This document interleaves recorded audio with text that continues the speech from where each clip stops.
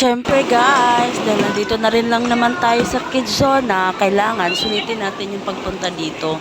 Hindi dahil bantay lang tayo ay hindi na tayo pwedeng mag-enjoy. Kaya ayan, try ko naman itong slide ng kids zone kasi nung aming kabataan, ang slide namin ay sa ulo ng palwa. Padaus-us lang. So syempre, mauuna mo na itong batang maliit na si Maddie, na walang takot din pagdating sa slide. Go lang ng go. O, diba? Pak. O, tapos, next naman ay si Iman.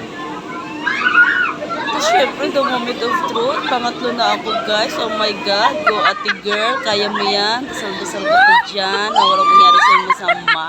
Diyan, pak. O, diba? Ulit ka pa ba? Syempre, hindi na matatawa ka na lang. Pero masaya siya, guys. Masaya siyang gawin.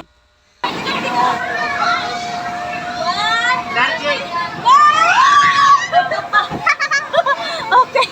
Okay, bilisan mo, Bibi. Kaya meron ng next. Okay.